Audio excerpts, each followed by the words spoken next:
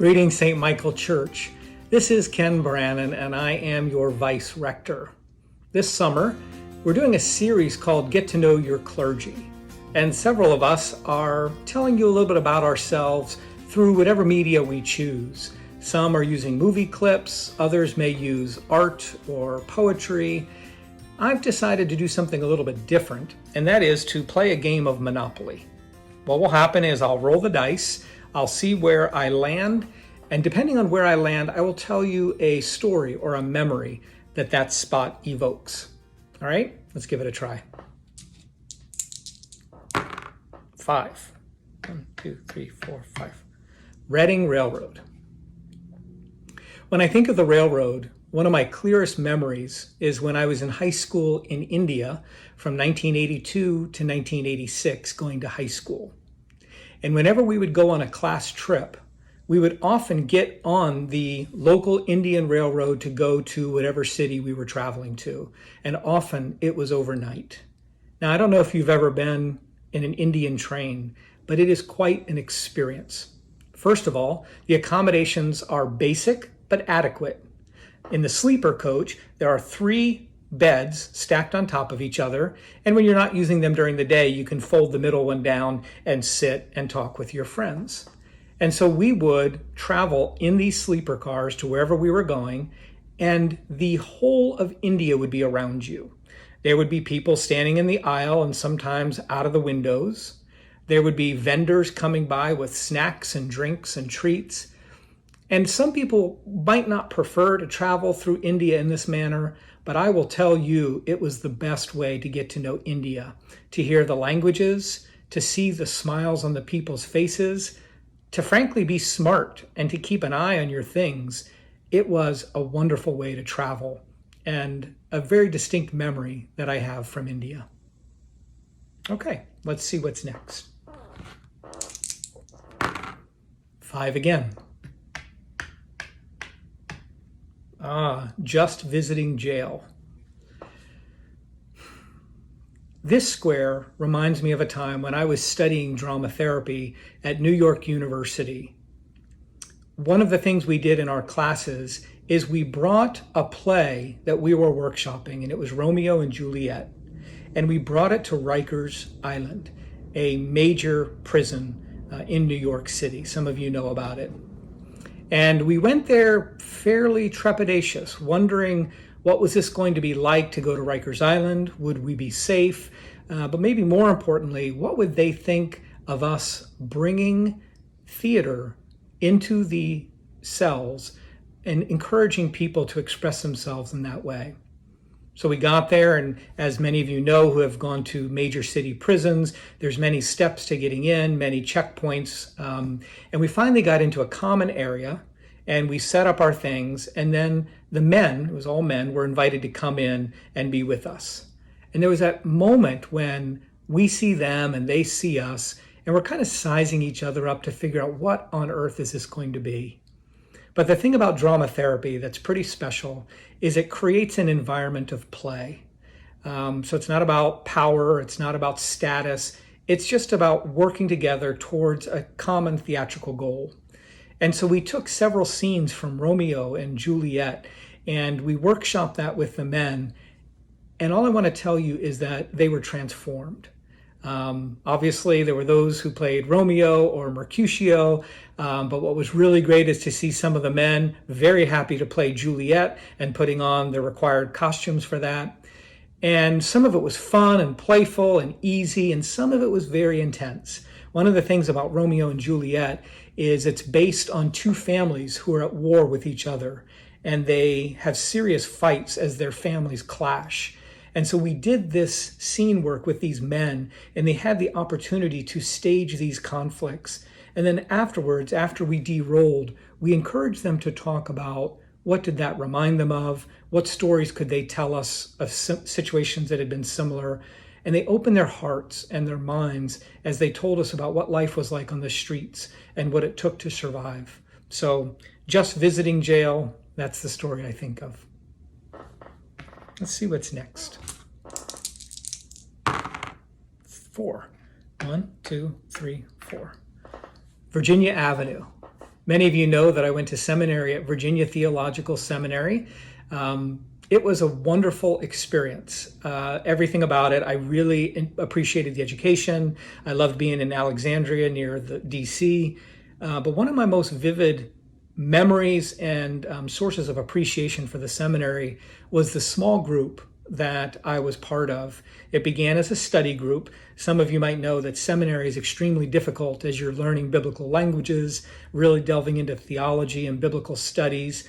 And it's really not something you can do by yourself. You need a group to help you.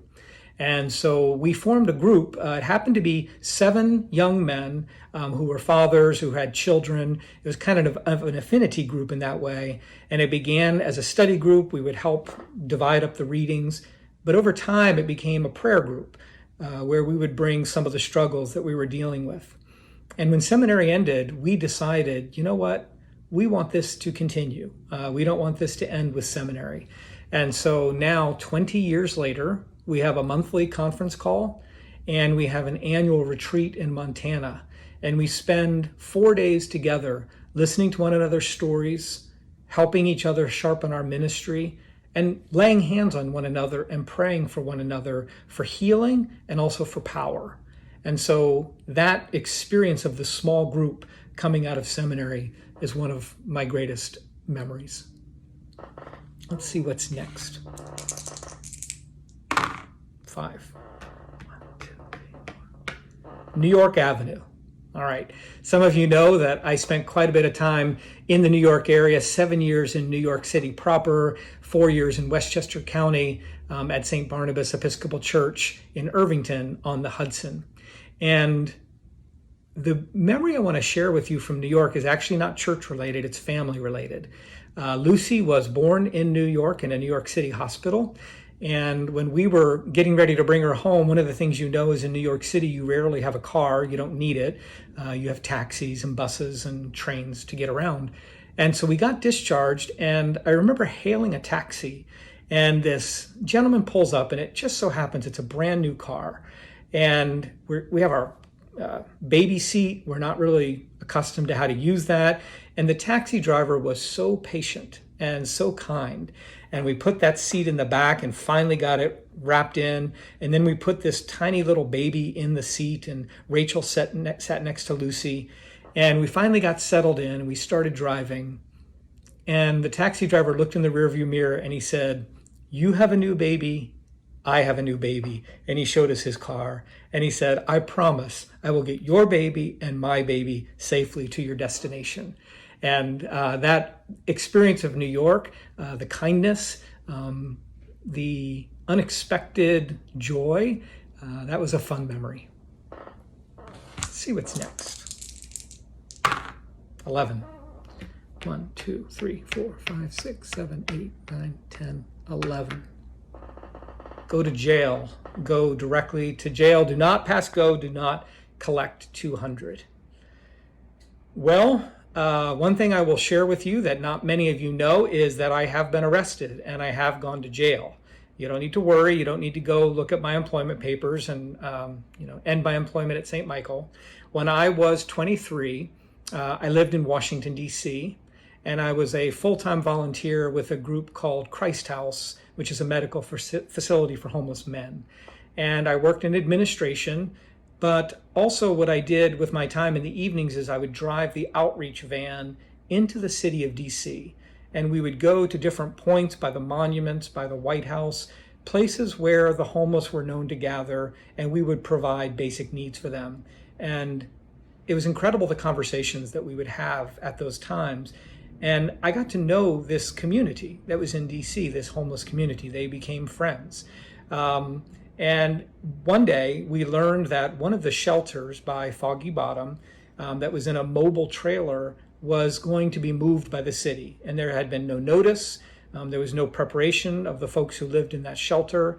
And so dozens of us went down to Foggy Bottom to protest the closing of this shelter, or at least to allow adequate time to let these people get their lives in order.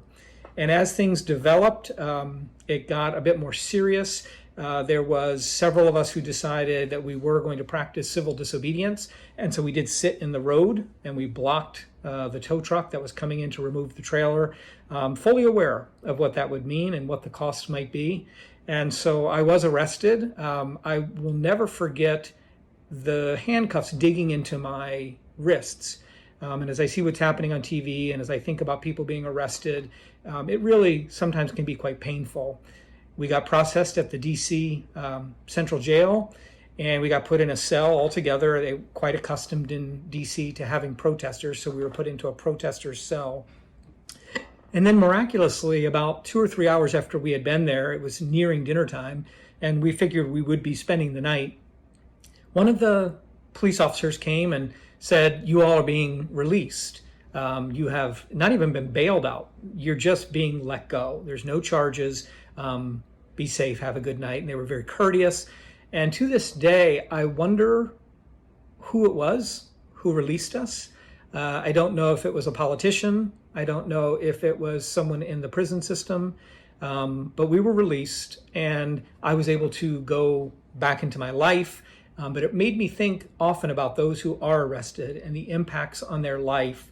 And I am grateful for what I experienced, both in terms of being able to speak up for those homeless people who were staying in that shelter. But I'm also grateful that this experience ended as well as it did, and I know that's not always the case. So I have a particular mindfulness of those who are protesting and those who are arrested, and praying for their safety and for their just treatment. Okay, 1, 2, 3, 4, 5, 6. Chance. I'll make up my own chance card.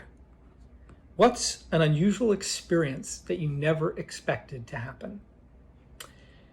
Well, I think it was in Idaho. I was the rector of St. Thomas Episcopal Church there, and every year they do something called Trailing of the Sheep. Now, our rector, Chris, loves to tease me about all of the sheep images I have in my office. I can't help it. When you live in Idaho, and sheep are essential to the farming experience there. So I do have pictures of sheep on my walls. But one of the honors for the rector of St. Thomas Episcopal Church is to be the one who blesses the sheep every year in the trailing of the sheep. And let me tell you what happens. So it's normal in sheep herding that they're up in the mountains during the summer, and then when the winter comes, they come down to lower regions so that they can graze and feed. And so this celebration always takes place in October when the sheep are coming down anyway. And it used to be the sheep would go on the sidewalks and go down the street and mess things up, and everybody was very annoyed by it. So members of our church who are sheep ranchers said, well, why don't we make this a celebration rather than a problem? And so they created this trailing of the sheep. It is now one of the worldwide top festivals. There is all kinds of marketplace on Saturday where they sell wool, different lamb products, and then it culminates in the trailing of the sheep on Sunday when the sheep come down from the mountains, come right down Main Street in Sun Valley, and then run down through Haley and down to the lower areas. And so as rector of St. Thomas, it was my invitation to bless the sheep as they went by. Now, you have to understand, standing on either side of the street are thousands of people. Thousands and thousands of people come into the valley for this. And so I walk down Main Street leading the sheep. At the point where Main Street meets Sun Valley, I turn around and I wait for the sheep to pass me. Now, the first year I did this, I thought to myself, 1,000 sheep coming at me, what on earth is going to happen? Will I get trampled? I had no idea. So I took a deep breath, and the sheep, they do come running at one point. They kind of get scared, and so they move quickly. And all I can describe it is as though I was standing in the midst of water, and these sheep would just flow around me on either side, going to their destination. And I outstretched my hand, and I said the Aaronic blessing from Hebrew scripture. The Lord bless you and keep you. The Lord make his face shine upon you. The Lord be gracious to you and give you peace. And I simply repeated that over and over as the 1,000 sheep ran around me, and the people were cheering, and there was photographs being taken. So at places around the world now, there are photographs of your Vice Rector blessing the sheep in Sun Valley. It's one of the most unusual experiences I've ever had. Okay, we're almost around the board. Let's see what happens next. 4. 1, 2, 3, 4. Go.